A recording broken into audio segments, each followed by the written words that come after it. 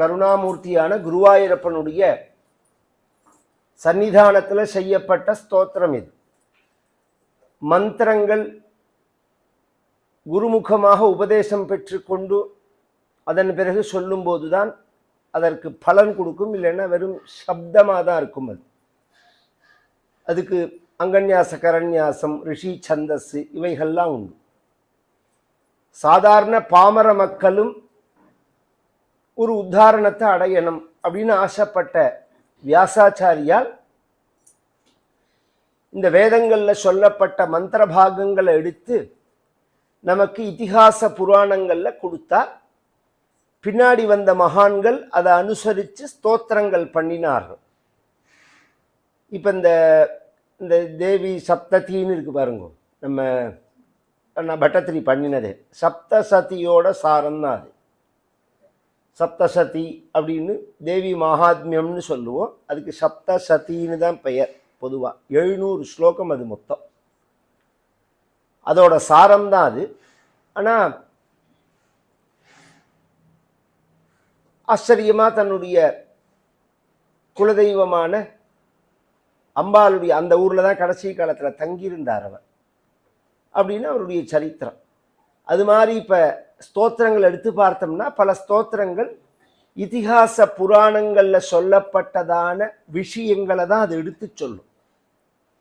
ஸ்தோத்திரங்கள் மட்டும் இல்லை, இந்த கீர்த்தனைகள், பஜன் சம்பிரதாயத்தில் நாம் பாடக்கூடிய பாடல்கள், ஆழ்வார்களுடைய பாசுரங்கள், நாயன்மார்களுடைய தேவாரங்கள், எதை எடுத்தாலும் அதுக்கு பிரமாணம் எதுன்னா இதிகாச புராணம் தான்.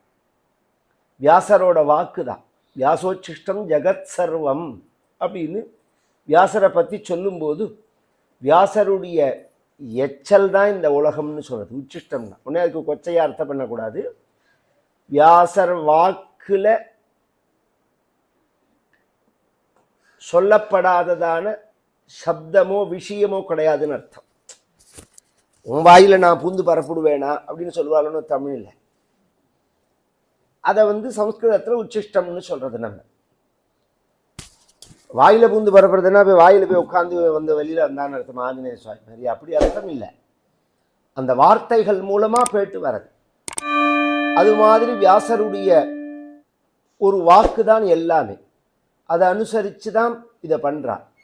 இதில் பாகவதத்துக்கு மட்டும் என்னத்தினால சிரேஷ்டமானதுன்னா, எல்லாருக்கும் பகவானுடைய ஒரு அனுகிரகத்தை அடையணும் அப்படின்னு வியாசரால இதிகாச புராணங்கள் பண்ணப்பட்டாலும் முழுமையாக பகவானை அடையறதுக்குள்ளதான ஒரு சுலபமான வழியை நாம் காண்பிக்கலன்னா அவருக்கு ஒரு குறை இருந்தது.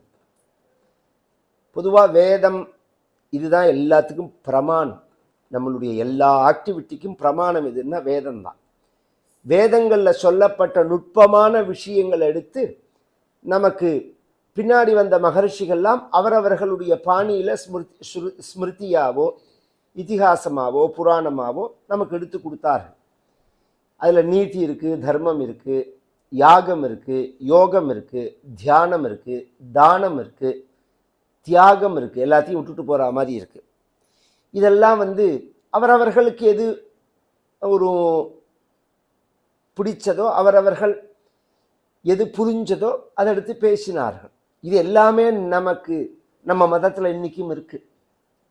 ஆனால் எல்லாராலையும் எல்லாத்தையும் பின்பற்ற முடியறதான்னு கேட்டால் அதுக்கு பதில் சொல்ல முடியாது. இதெல்லாம் நமக்கு பிடிக்கும். எங்கே நடந்தாலும் நாம் போவோம். கும்பாபிஷேகமாக இருந்தாலும் போவோம், யாகம் பண்ணுறதா இருந்தாலும் போவோம், நம்ம பஜனையாக இருந்தாலும் போவோம். ஒரு சுவாமிஜி வேதாந்தத்தை பேசுகிறார் அப்படின்னாலும் அங்கே போய் உட்காந்துப்போம். அதற்காக ஒன்று ஒசத்தி ஒன்று மட்டம்னு நினச்சிட வேண்டாம்.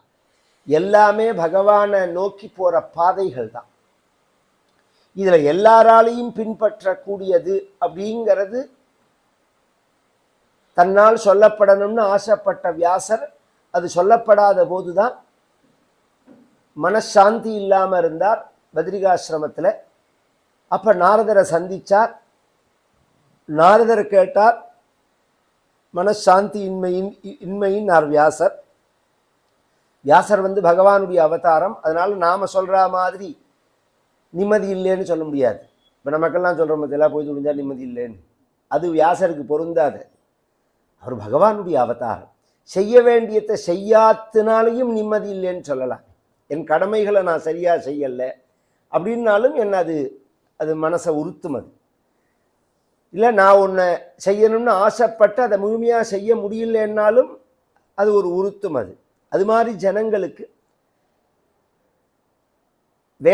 வேதங்களுடைய சாஸ்திர சாரங்கள் எடுத்து சொல்லணும், சுலபமான வழியை காண்பிக்கணும் அப்படின்னு ஆசைப்பட்டு நானா புராண சாஸ்திர பிரபந்தைஹி சித்தப்பிரசபம் அலபமானஹா தத்திர தத்திர அபரிதுஷ்யன்னு ஸ்ரீ நாரதோபதேசதः கேவலம் பகவத்குண அனுவர்ணன பிரதானம் பாகவத சாஸ்திரம் பிராரிப்சு தத் பிரத்யூக நிவத்தியாதி சித்தையே தத் பிரதிபாத்திய தேவதானுஸ்மரண ரூபம் ஜன்மாத்தியஸ்யேதி என்று ஸ்ரீதரியம் ஆரம்பம் பாகவதத்துக்கு டீக்கா எழுதினார் ஸ்ரீதர சுவாமிகள்னு ஒரு மகா.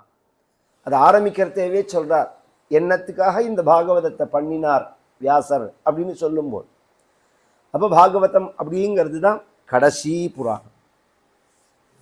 கடைசி புராணம் பாகவதம் தான். கலிக்கு முந்தினதான ஒரு புராணமாகவும் அது அமையிறது. நமக்கு எல்லாருக்கும் வழிகாட்டியாக இருக்கிறதுனால இன்னைக்கு உலகம் முழுக்க பாகவதம் காமிச்ச பாதையில தான் ஒரு சாதாரண பாமர ஜனங்கள் கூட போறா. தனக்கு தோணுன ஒரு விஷயத்தை சுதந்திரமாக செய்கிறா. பற்றில ஒரு ஆடி மாதம்னா சரி, ஒரு மார்கழி மாதம்னா சரி, ஒரு கோவிலில் போய் ஒரு கஞ்சி காய்ச்சி ஊற்றுறதோ, ஒரு விரதம் இருக்கிறதோ, ஒரு நோன்பு இருக்கிறதோ, பஜனை பாடல்கள் பாடுறதோ, இது எந்த தெய்வத்தை உத்தேசிச்சுங்கிறது அவா இஷ்டம். இப்படி செய்யணுங்கிறத சொல்லியிருக்கிறது பாகவதம் தான். இப்படி செய்யணும் அப்படிங்கிறத சொல்லியிருக்கிறது பக்தி மார்க்கத்தை சொல்றது. பக்திங்கிறது கர்மா கிடையாது. சாத்வஸ்மின் பரம பிரேம ரூபா அப்படின்னு அன்பு வடிவமா இருக்கிறதுனால அன்போட நாம் செய்யக்கூடிய எந்த செயலுமே பக்தியா ஆயிடுறது. அப்படிங்கிறதுனால நாம் எல்லாத்தையும் அங்கீகாரம் பண்றோம். மூட பக்தி கூடாதுன்னு நாம் சொல்றோமே தவிர, இப்போ உதாரணம் சொல்லணும்னா விளக்கு ஏத்துறது பக்தி. எலுமிச்சம்பழ மூடியில விளக்கு ஏத்தணும்னு யாரு சொன்னா? அதுதான் இந்த ப்ராப்ளமே. விளக்கு ஏத்துறது பக்தி தான், எலுமிச்சம்பழ மூடியில விளக்கு இது மாதிரி ஒரு இந்த ரெண்டையும் கொண்டு மிக்ஸ் பண்ணி தப்பு பண்ணக்கூடாது. நீ விளக்கேத்துறது சாஸ்திரம், எலுமிச்சம்பழ மூடியில விளக்கேற்றணும்னு உனக்கு யாரு சொன்னான்னு சொன்னா யாரோ ஜோசியர் சொன்னாம்பா, ஒரு புத்தகத்துல போட்டிரும்பா, அவனை கேட்டா அவன் யாரோ சொல்லுவான்பா. இப்படி யாரு சொன்னான்னு கடைசி மட்டும் பிரமாணம் சொல்ல மாட்டான். இங்க என்ன விஷயம்னா அதுக்கு ஏதாவது ஒரு ரிஷி சொல்லியிருக்கணும். இந்த பாதை இந்த இடத்துக்கு போகும்னு நாம போற பாதையில தான் போவோமே தவிர முட்டுச்சந்தில் போலாமா? நம்ம அப்படி கூடாது. டெட் எண்டா உள்ள பாதையில போகக்கூடாதே நம்ம. அது மாதிரி அப்ப மற்ற மதங்களுக்கு நமக்கு வித்தியாசம் இல்லைன்னு ஆயிடும். அதைத்தான் நாங்க கண்டிக்கிறோமே தவிர பக்தியை கண்டிக்கல. பக்திங்கிற பேர்ல சில அசாஸ்திரியமான காரியங்களை செய்யக்கூடாது அப்படிங்கிறது தான் இந்த விஷயம். பாகவதத்தை அனுசரித்து நாராயணியம் செய்யப்பட்டது. நாராயணியத்திலையும் ஆரம்பிக்கிறதேவே நிர்குண பிரம்மந்தான் சகுண பிரம்மமா இருக்கு அப்படிங்கிற விஷயத்தை சொல்லிவிட்டு, அந்த சகுண பிரம்மம் எதுக்கு சமானம் அப்படிங்கிறத சமுத்திரத்துக்கு சமானம் அப்படின்னு சொல்லிட்டு, அந்த சகுண பிரம்மத்தினுடைய ரூபத்தினாலதான் மகாலட்சுமியானவள் ரமிச்சிருக்காள் அப்படின்னு சொல்லி அந்த சகுண பிரம்மத்தினுடைய ரூபம் எப்பேற்பட்டது அப்படிங்கிறத 2வது தசகத்துல வர்ணிக்கிறார். சூரியஸ்பர்தி கிரீட்டம் ஊர்த்வதிலக புரோத்பாசி பலாந்தரம் காருண்யாகுலநேத்ரம் ஆர்த்ரஹசிதோல்லாசம் சுனாசா புடம் கண்டோத்யன்மகராப குண்டலயுகம் கண்டோஜ்வல கௌஸ்துபம் துத்ரூபம் வனமால்யார பட்டல ஸ்ரீவத்சதீப்ரம் பஜே கேயூராங்கத கங்கனோத்தம மகாரத்னாங்குலீயாங்கித ஸ்ரீமத்பாஹு சதுஷ்க சங்கதகதா சங்காரி பங்கேருஹா காஞ்சித் காஞ்சன காஞ்சிலாஞ்சிதலசத் பீதாம்பராலம்பினி ஆலம்பே விமலாம்புஜத்யுதிபதாம் மூர்த்திம் தவார்த்திச்சிதம். பாகவதத்தை அனுசரித்து நாராயணியம்னு சொன்னேன். இந்த நாரதர் என்ன உபதேசம் பண்ணினார் வியாசருக்கு? சுலபமான வழி எதுங்கிறத உபதேசம் பண்றார். சுலபமான வழி எது அப்படிங்கிறத எப்படி உபதேசம் பண்றார்னா தன் சரித்திரத்தை சொல்லி சொல்றார். ஒரு பாமர ஜனமும் பகவத் பதத்தை அடைய முடியும் அப்படிங்கிறதுக்கு என்னோட வாழ்க்கை ஒரு பிரமாணம். நான் ஒரு வேலை செய்கிற வீடு பெருக்கி தொடச்சு வேலை செய்யக்கூடியவளுடைய ஒரு மகன். எனக்கு அப்பா கிடையாது, சின்ன வயசுலேயே அப்பா காலம் ஆயிட்டா. 4 வீடு வேலை செஞ்சு எங்கள் அம்மாவும் நானும் வாழ்ந்துன்னு வரத்தே ஒரு சாதுக்கள் எங்கள் ஊருக்கு வந்தார்கள், சில மகான்கள். அவர்கள் தங்கி இருக்கிற இடத்த பெருக்கி துடைக்கிறதே என்ன அவர்களோட பழக விட்டாள் எங்கள் அம்மா. நான் அவர்களுக்கு பூஜைக்கு பூ கொண்டு கொடுக்கறது, பழைய பூவை கொண்டு போடுறது, அவர்களுக்கு வேர்த்தா விசிறது, பூஜை பாத்திரங்கள்லாம் எடுத்து வைக்கிறது, எங்கள் அம்மா தேய்ச்சா கொண்டு வைக்கிறது, இது மாதிரி காரியங்கள்லாம் செஞ்சு அவர்களோடையே இருந்து அவர்களோடையே சாப்பிட்டு அப்படிங்கிறத இந்த குழந்தை தன்னோடையே இருக்கிறத பார்த்துட்டு அவர்கள் எனக்கு பகவத்குணத்தை சொன்னார்கள். யாரோட பழகிறமோ அது மாதிரி எண்ணம், அது மாதிரி பேச்சு, அது மாதிரி செயல் வரும் அப்படிங்கிறது இயற்கை. அதுதானே இந்த ப்ராப்ளமே. இன்னைக்கு எல்லா இடத்துலையும் என்ன பண்ணுறான்னா, சமீப காலத்தில் நான் கவனிச்சுன்னு வரேன், பொத்தாம்பதுவாக சொல்கிறேன், ஒருத்தரை குறிப்பிட்டு சொல்லலை. ஒரு நாடகமோ சினிமாவோ மீட்டிங்கோ பேச்சோ சுதந்திரம் வேணும், கட்டுப்படுத்தக்கூடாது.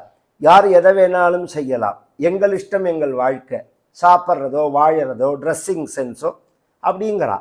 அதில் ஒன்றும் மாற்று கருத்தே கிடையாது. ஆனால் உன்னோட விருப்பம் உன்னோட விருப்பமானு தான் கேள்விங்க. நான் சொல்கிறத கவனித்து கேளுங்க.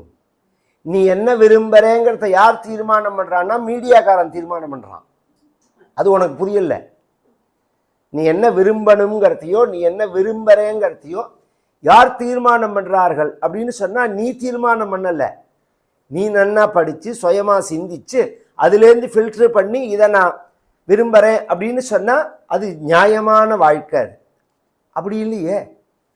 நீ என்ன விரும்பணுங்கிறத அவன் தீர்மானம் பண்ணுறான். நீ என்ன சாப்பிடணும், நீ என்ன ட்ரெஸ்ஸை போட்டுக்கணும், நீ என்ன பேசணும், நீ எப்படி வாழணும் அப்படிங்கிறத. அதுவும் முக்கிய டார்கெட்டே நம்ம ஹிந்து மதத்தை உடைக்கிறது தான். இந்து தர்மங்களை கல்ச்சங்களை நாசம் பண்ணுறது. மற்ற மதங்களில் போய் இந்த கை வச்சு பேசுறதெல்லாம் கிடையாது. ஏதாவது ஒரு சினிமா ஒரு ட்ராமாவில் நான் பர்தா போட்டுக்க மாட்டேன்னோ நான் சிலுவை போட்டுக்க மாட்டேன்னோ சொல்லி ஒரு வசனத்தை காமிச்சிருங்க பார்ப்போம். முடியாது. இதில் தான் டார்கெட் வைக்கிறா. அப்போ என்ன ஆறுது அப்படின்னு சொன்னால் உன் விருப்பப்படி நீ, அதுவும் பொம்மநாட்டி குழந்தைகளை தான் புத்தியை கலைச்சி வர்றது. உன் விருப்பப்படி வாழறதுல தப்பே கிடையாது. பெண் உரிமைங்கிறதையோ பெண் சுதந்திரங்கிறதையோ அல்லது பெண்களை கௌரவமாக நடத்தணுங்கிறதையோ நமக்கு இன்னொருத்தர சொல்லித்தர வேண்டாம். உலகத்திலேயே பெண்ணை தெய்வமாக சொல்கிற ஒரே மதம் நம்ம மதம்தான். மற்ற மதங்களில் பெண் தெய்வங்கிறதே கிடையாது.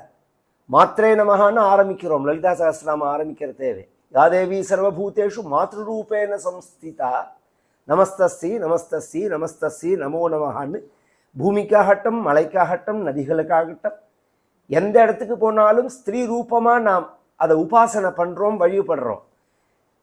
கண்ணியமாக இருக்கணுங்கிறத நாம் சொல்ல போக அதை அவன் வேணும்னு ட்விஷ் பண்ணி விட அப்போ என்ன ஆறுது அப்படின்னு சொல்லிட்டா இந்த சுதந்திரம் அப்படிங்கிற பேரில் கல்ச்சர் நாசமாறுது. வாழ்க்கை முறையை சிதைக்கிறாவா. வாழ்க்கை முறையை சிதைச்சு நம்மளை இது பண்ணுறா. இப்போ நான் இந்த விஷயத்தை எதுக்கு எடுத்தேன்னா, நாம் எதை ஒட்டி வாழறோம், யாரோட வாழறோம். ஒரு காலத்துலலாம் நமக்கு இந்த மாதிரி அந்நிய கலப்புகள் இல்லாததுனால நம்ம வாழ்க்கையில் நாம் இருந்தோம், நமக்கு பிடிச்சதான வாழ்க்கையில் இருந்தோம். ஒரு படிப்பு உண்டு, கோவில் உண்டு, உற்சவங்கள் உண்டு, இது மாதிரி பஜனைகள் உண்டு, நல்ல சத்கதைகள் உண்டு, நல்ல உபகாரம் பண்ணுறது, இது மாதிரி தான். ஒரு பெரிய நம்ம எல்லாருமே கிராமத்தில் அந்த காலத்தில் பார்த்தேன்னா சத்தி நடக்குமோனோ பந்தி நடக்குமோனோ அன்னதானம் பண்ணுவாளுன்னு யாருக்காவது ஞாபகம் இருக்கா? கிராமத்துக்காராலே எடுத்து தூக்குச்சட்டி எடுத்து பரமாறுவா. குழந்தைகள்லாம் கங்காமிர்தம் கங்காமிர்தம்னு ஜலம் கேட்டுன்னு போகும். பப்படாம் போடுவா, பக்ஷணம் போடுவா. இந்த பரமாறுறதெல்லாம் வந்து ஆண்களே பரமாறுவா, ஸ்திரீக்களே பரமாறுவா. இது வந்து நிர்பந்தம் கிடையாது, அவ விருப்பம். ஏன்னா அது மாதிரி அவளுக்கு லைஃப் ஸ்டைல் இருந்தது. இப்ப அப்படி கிடையாது. இதை மாத்தி குட்டிச்சவர் பண்றது யாரு? வெளிக்காரன். அப்ப நாம அதுக்கு ஒரு தடை போடுறதே அதை வந்து தடையா சுதந்திரத்தை இழக்கிற மாதிரி காமிக்கிறான். அதை நாம தான் குழந்தைகளுக்கு புரிய வச்சு நிதானமா நடத்தணும். இந்த நாரதர் வந்து இந்த ஞானிகளோட பழகினத்தினால இதை எப்படி அவன் ஆரம்பிச்சான்னா படிப்புல தான் ஆரம்பிச்சா. இந்த நாசம் பண்ணணுங்கிறத அவெல்லாம் ஸ்கூல் எஜுகேஷனை நிறைய எல்லா இடத்துலையும் இன்ஸ்டிடியூஷனை திறந்து நான் உங்களுக்கு நல்ல படிப்பை தரேன், நான் உங்களுக்கு நல்ல வைத்தியம் பண்றேன் அப்படிங்கிற பெயர்ல உள்ள பூந்து அத்தனை நாசம் பண்ணிவிட்டான். அவளுடைய நோக்கம் நல்ல படிப்பையோ வைத்தியத்தையோ தரது கிடையாது, நாசம் பண்ணணுங்கிறது தான் நோக்கமே. இதை நான் எழுதல, தரம்பால்னு ஒருத்தர். இந்த புஸ்தகத்தை படிச்சேன்னா தெரியும், அழகிய மரம் அப்படின்னு, பியூட்டிஃபுல் ட்ரீ அப்படின்னு இங்கிலீஷில் பேர் இருக்கு. இந்த மெக்காலே வந்து எப்படி இதை குட்டிச்சவர் பண்ணினார், அதுக்கு முன்னாடி இந்த தேசம் எஜுகேஷன் இல்லாமல் இருந்ததா, எத்தனை படிப்புகள் இருந்தது, இங்கே ஸ்கூல் நடந்தது அப்படிங்கிறதெல்லாம் ரெக்கார்டு பையா எடுத்து போட்டிருக்கார் அவர். நிறையா ஸ்கூல் பாடசாலைன்னு பேர் அந்த காலத்தில், நிறையா பள்ளிக்கூடங்கள் இருந்தது, எல்லாருக்குமே கல்வி கற்கப்பட்டது, பிராமணர்கள் கிடையாது, எல்லாருக்கும் கல்வி உண்டு. அதை ரெக்கார்டாக போட்டிருக்கார். திருச்சி மாவட்டத்தில் 7150 பேரில் ஒரு 750 பேர் தான் பிராமணா, 1000 சொச்சம் பேர் செட்டியா க்ஷத்ரியா கிடையாது, 5000 சொச்சம் பேர் சூத்ரர்கள் படித்தவா. அவர்களை நாம் படிக்க விடலை, படிப்பு சொல்லித்தரலை. இதெல்லாம் மெக்காலே வரத்துக்கு முன்னாடியே. இவன் இங்கிலீஷ்காரன் பிரிட்டிஷ்காரன் வந்து ஆங்கிலேயர்கள் வந்து தான் நமக்கு கல்வியை கொடுத்தாருன்னு சொல்கிறோம் பார்த்தீங்களா, அப்படி கிடையாது. அதுக்கு முன்னாடியே இங்கே படிப்பு உண்டு அப்படிங்கிறத பை ரெக்கார்டாக அவர் வச்சிருக்கார். அதெல்லாம் அடுத்து குழந்தைகளுக்கு நீங்கள் படித்து காமிக்கணும். ஆன் த ரெக்கார்டாக வச்சிருக்கார் எல்லாமே. தரம்பால்னு பேர், பியூட்டிஃபுல் ட்ரீ. எதுக்கு சொல்கிறேன்னா, இது அப்படி இருந்த தேசம்தான். அதை பொய் பிரச்சாரம் பண்ணி குட்டிச்சவர் பண்ணி சங்கத்தினால தான் வாழ்க்கை தீர்மானம் பண்ணப்படுகிறது. சங்கம்னா சேர்க்கையினால தான்.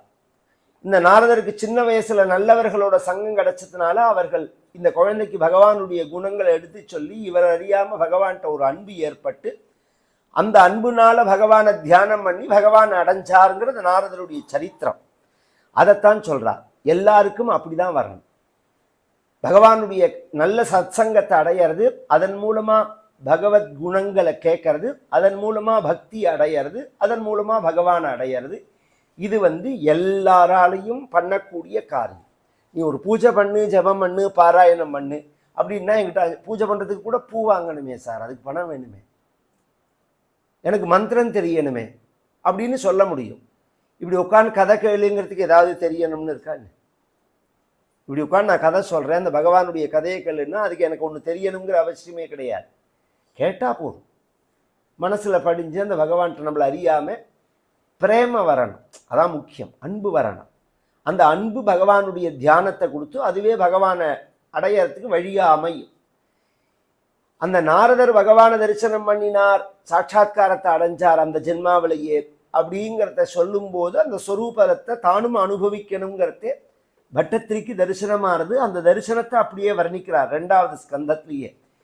பகவான் எப்படி பிரகாசிக்கிறான் குருவாயூரப்பன்னா, சூரிய ஸ்பர்தி கிரீட்டம், உதயகால சூரியனை மங்கும் பண்ணக்கூடியதான ரத்னமயமான ஸ்வர்ணமயமான பிரகாசிக்கக்கூடியதான கிரீட்டம், அழகானதான நெற்றி, காக்கை சிறகு போல் பிரகாசிக்கக்கூடிய சுருட்டை தன்மையோட கூடியதான அலக்க பாரங்கள், கேசங்கள், ஊர்துவ திலகம், மேலே இருக்கப்பட்டதான திலகம், அழகானதான நெற்றி, வில் போல் வளைந்ததான 2 புருவங்கள், காது பரியந்தம் நீண்டதான கருணுதம்பிய கண்கள், உயர தூக்கப்பட்டதான மூக்கு, செவந்ததான உதடு, முத்து போன்றதான பற்கள், பக்தர்களுடைய துக்கத்தை போக்கக்கூடியதான புன் சிரிப்பு, கண்ணாடி போல கன்னங்கள், 2 காதலியும் மகர குண்டலங்கள் பிரகாசிக்கிறது.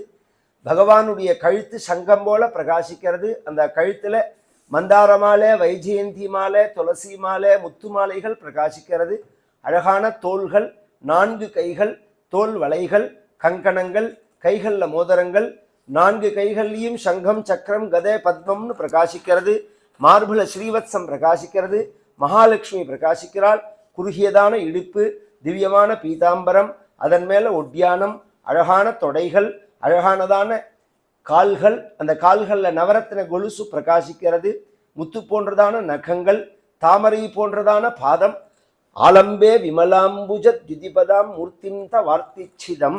அந்த தாமரை போல உள்ள அந்த பாதங்களை பிடிச்சிட்டு தொங்கரேன் குருவாயூரப்பான்னா, என்னுடைய ஆர்த்திய, உன்னோட மூர்த்தி தான் என்னுடைய ஆர்த்திய போக்கணும் அப்படின்னு சொல்லி இப்பேற்பட்டதான ஒரு சொரூபானுபவம் இருக்கு.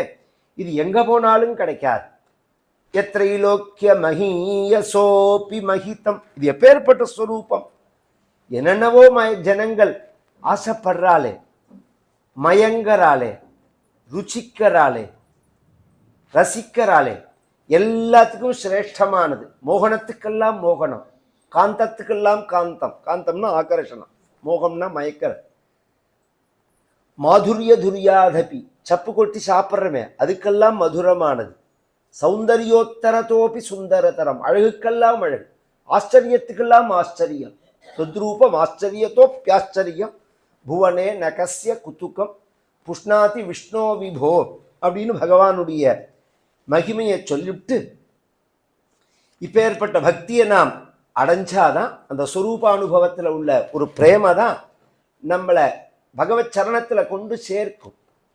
கர்மாவோ ஞானமோ கூடாதுன்னு அர்த்தம் இல்லை, நிஷித்தம்னு அர்த்தம் இல்லை. கர்மாக்கள் எப்படி இருக்குன்னா பலாந்தரமாக இருக்கு.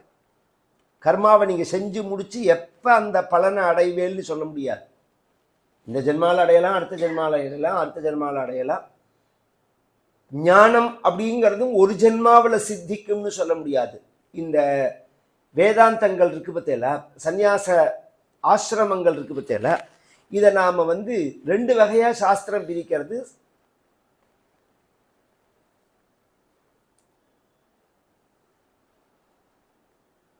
என்ன 2 வகையா அப்படின்னா, பிக்ஷு சந்நியாசியாவும் மதுகர விருத்தி அப்படிங்கிறது ஒன்று. இந்த கையில் எப்படி தேன் பூச்சி தேன் எடுக்கிறது ஒவ்வொரு பூலையும், அது மாதிரி நாம் போய் பிக்ஷை வாங்கி எடுக்கிறது அப்படின்னு. இதுக்கு சமயக் ஞானம், சாஸ்திர ஞானம், சந்நியாசம் பிக்ஷு சந்நியாசமாக எடுத்துக்கிறது. சாஸ்திரங்களை வாசித்து ஞானத்தை அடைஞ்சாதான் மோட்சம். ஞானம் இல்லாமல் மோட்சம் கிடையாது. ஞானம் எப்போ சித்திக்கும்னு சொல்ல முடியாது. பேசுறதெல்லாம் நன்னா பேசலாம். பகவத்கீதைக்கு அவர் மாதிரி வியாக்கியானத்தை சொல்ல முடியாது அப்படின்னு சொல்லி முடித்த உடனே டிஃபனுக்கு ஏன் சட்னி இல்லைன்னு கோச்சுட்டாருன்னு வச்சுக்கோங்க. இட்லிக்கு சட்னி இல்லைன்னு கத்தினார்னா என்ன பகவத்கீதை? போட்டதை அப்படியே திங்கணும். உப்பு இல்லை உரப்பு இல்லைன்னு கூட சொல்லக்கூடாது. இதெல்லாம் அபியாசம். ஒரு 30-40 வயசு பிறந்த வேணா இதெல்லாம் வச்சுக்கலாமே தவிர, சில பேர் சொல்லுவா, நான் அப்படிலாம் சொல்கிறது இல்லையா, 80 வயசில் நாக்கு செத்து போனதுக்கப்புறம் சொல்லுவான். அப்படி இல்லை. நாக்கு நன்னா இருக்கிறதேவே அபியாசத்துக்கு கொண்டு வந்துடும். ஒரு 20-25 வயசு பிறந்த குழந்தைலாம் இருக்கிறது விஷயம் இல்லை. அதுக்கப்புறம் உப்பு இல்லைன்னாலும் அப்படியே சாப்பிடணும். உப்பு இல்லைன்னு குறையும் சொல்லக்கூடாது. சாப்பிட்டு முடிச்சதுக்கப்புறம் நீ வேணா கொஞ்சம் உப்பு போட்டுட்டேன்னா நன்னா இருக்குன்னு மனைவிட்ட சொல்லிட்டு போகலாமே தவிர, உப்பு இல்லாமல் சமைச்சு தொலைச்சேன்னு சொல்கிறதா? அப்படி சொல்லக்கூடாது. இல்லை, அவா சாப்பிட்டா புரிஞ்சுக்கிறா, வேணும்னா போட்டுக்கிறா, நம்ம ஏன் குறைய சொல்லுவானே. இது நம்ம மேலே இறக்கம் வரும். இப்படி சாப்பிட்டுட்டு உப்பு இல்லைன்னு நீங்கள் சொன்னேன்னா வச்சுட்டே இருப்பா. எதை பண்ணி போட்டாலும் உங்கள் அம்மா மாதிரி குறை சொல்லிகிட்டே இருக்கு, திருப்தியே இல்லாத ஜென்மம் அப்படின்னு சொல்லிட்டு ஒரே வார்த்தையில் போயிடுவா.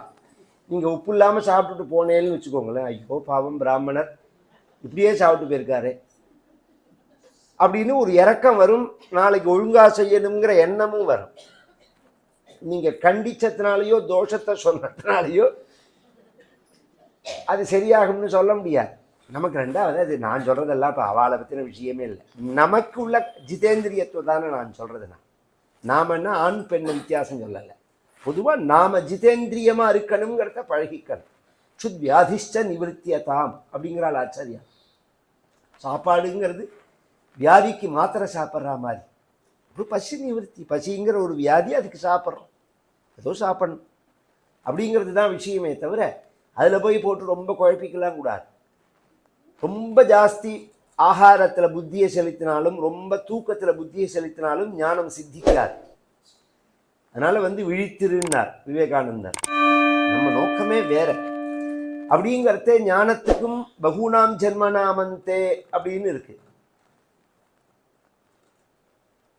கர்மாவை பத்தி சொல்லும் போது அநேக ஜென்ம சம்சித்தா அப்படின்னு பகவான் சொல்றான். தூரேகி அவஹிதம் கர்ம அப்படின்னு கர்மாவை பத்தி சொல்லும் போது ரொம்ப தூரத்துல இருக்கு அப்படின்னு சொல்றான். ஆனா பக்தி எப்படி இருக்கு? துவத்பக்திஸ்து கதாமிருதா ரசஜரி நிர்மஜ்ஜனேன ஸ்வயம் சித்யந்தி விமல பிரபோத பதவீம் அக்லேஷதஸ்தன்வதி. இது கேட்கும் போதே ஆனந்தமா இருக்கு. கர்மாவோ ஞானமோ அபியாசமா இருக்கு, இது ஆசக்தியா இருக்கு. நம்ம கேட்டுட்டே இருக்கிறதேவே புரியுற மாதிரி சொல்லணும்னா, ஒரு ட்ரீட்மெண்ட் எடுத்துக்கிறோம்னு வச்சுக்கோங்களேன். அந்த ட்ரீட்மெண்ட்டை நாம் எடுத்துக்கிற போது சாப்பிடக்கூடிய மருந்துகள் விருப்பம் இல்லாமல் சாப்பிட்றோம். நாம் அதையே ஒரு புஷ்டியா, ஒரு ஜூஸ், ஒரு நியூட்ரிஷன்லாம் சொல்கிற மாதிரி இந்த மாதிரி நல்ல சத்தான ஆகாரங்கள் சாப்பிடும்போது, ஒரு பாயசம், பால் பாயசம் சாப்பிட்றோம்னா அது உடம்புக்கு ஆரோக்கியத்தையும் கொடுக்கறது, தெம்பையும் கொடுக்கறது, பசியையும் போக்குறது. இதுக்கு தான் நாம் சாப்பிட்றது. ஆனால் சாப்பிடும்போது இத்தனையும் தாண்டி ஒரு டேஸ்ட் இருக்குது. இந்த டேஸ்ட் வெறிஞ்சாதம் சாப்பிட்டா வராது. வெறிஞ்சாதம் சாப்பிட்டா பக்தி போகும், இது பசி போகுமே தவிர, பசி நிவர்த்தி ஆகுமே தவிர அனுபவம்ங்கிறது கிடைக்காது. எப்படி இது மாதிரி சுவையான ஒன்றை சாப்பிடும்போது அனுபவம்ங்கிறது கிடைக்கிறதோ, அது மாதிரி பக்திங்கிறது இப்போ இந்த மாதிரி நாமாவை சொன்னாலோ கேட்டாலோ பூஜைகளை பண்ணினாலோ பகவானை நினைச்சாலோ நமக்கு அந்த அனுபவங்கள் வரது. அந்த அனுபவங்கள் கதாமிருதா ரசஜரி நிர்மஜ்ஜனேன ஸ்வயம் சித்தியந்தி விமல பிரபோத பதவி. நம்மளுடைய சித்தத்தில் உள்ள அழுக்கெல்லாம் போக்கி, அதுவும் எப்படி போக்குறதுன்னா அக்லேஷதஸ்தன்வதின்னா, கிளேசம் சிரமம் இல்லாமல். மற்றதெல்லாம் ரொம்ப சிரமம், இதுக்கு சிரமமே கிடையாது. உட்காந்து கதை கேட்கறதுல என்ன சிரமம்? உட்காரணுங்கிறது தான் விஷயம். நாம் உட்காராமையும் இல்லை, வம்பு கேட்காமையும் இல்லை. இது இல்லைன்னா செல்லை போட்டு கேட்க போகிறோம், டிவியை போட்டு கேட்க போகிறோம், இல்லைன்னா யார்த்தையா பேசி அவளை பேச சொல்லி கேட்க போகிறோம். நம்ம என்ன மௌன விரதமாக இருக்கோம்? இன்னொருத்தரோட பேசாமையாக இருக்கோம்? அப்படிலாம் ஒன்றும் இல்லையா? அதுவும் இப்போ இந்த செல்லு வந்ததுக்கப்புறம் யார் பைத்தியம் யார் நல்லா இருக்கிறவனே புரியல. முந்திலாம் தானாக பேசின்னு போனால் பைத்தியம்னு சொல்லுவோம் நாம். இப்போ ரோட்டில் அத்தனை பேரும் அப்படி தான் பேசின்னு போகிறான். இவன் அதில் இப்போ முந்திலாம் கையில் செல்லு இருக்கும், இப்போ காதில் எதையோ மாட்டின்றான். இவன் வெறுமனை பேசுகிறானா, நன்னா இருக்கிறவனா நன்னா இல்லாதவனா அதுவே புரியல. பேச்சு, அதுவும் பேச்சு பேச்சு பேச்சு பேச்சு. அது யார் சமைக்கிறதே பேசுறது, உப்பு போட்டோமா போடலையான்னு புரியாமல். ஆஃபீஸில் பேச்சு, வேலை செய்வா பேச்சு, டிரைவர் பண்ணான்னா டிரைவர் ஓட்டுறது என்னமோ அமெரிக்க ஜனாதிபதி மாதிரி அந்த நிமிஷம் வேஸ்ட்டாக போயிடக்கூடாதுங்கிற மாதிரி நினைப்பு. அவனே வெட்டியாக தான் உட்காந்துருக்கான். இது மாதிரி ஒரு நினைப்பு. இதை எங்கே போனாலும் அந்த வேலையை விட்டுட்டு ஃபோன் பேச வேண்டியது. இதெல்லாம் இது மாதிரி வம்பு தானே பண்ணுறோம் நாம. அதுக்கு பதிலாக பகவானுடைய குணங்களை கேட்கலாமே, பகவன் நாமாவை சொல்லலாமே, பகவத் ரூபத்தை அனுபவிக்கலாமே. இதுதானே நமக்கு சித்த சுத்திய, மனசுல உள்ள அழுக்கு தாபத்தை போக்கும். நீங்க வசதியை ஏற்படுத்திக்கலாம். சௌக்கியம் வேற, வசதி வேற. கோடிக்கணக்கான ரூபாய்க்கு சமுத்திரக்கரையில் பங்களா கட்டி சென்ட்ரல் ஏசி பண்ணி 10 காரை வச்சுருந்ததுனால சௌக்கியமா இருக்கான்னு சொல்ல முடியாது. கஷ்டப்படுற வாழை எத்தனை பேரை காமிக்கிட்டோன்னா தவிப்பான்.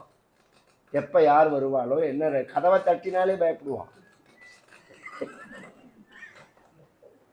அதே சமுத்திரக்கரையில் குடிசை வாசலில் ஜம்முன்னு கட்டில் போட்டுண்டு அந்த சமுத்திர காற்றுல ஆனந்தமாக தூங்குறவா எத்தனை பேரை காமிக்கிட்டோம். நாளைய பற்றின பயம் கிடையாது, பயமில்லாத வாழ்க்கை. அது சௌக்கியமா, இது சௌக்கியமா? சௌக்கியம் வேற, பணம் வேற. பணத்துக்கு சௌக்கியத்துக்கு சம்பந்தமே கிடையாது. சௌக்கியம்ங்கிறது மனசு சார்ந்த விஷயம். அது அந்த ஆனந்தத்தை கொடுக்கக்கூடியது. சிரமம் இல்லாம பகவன் நாமாவானது, பகவத் கதா சிரவணமானது சத்ய சித்திகரி, உடனே பலனை கொடுக்கும்.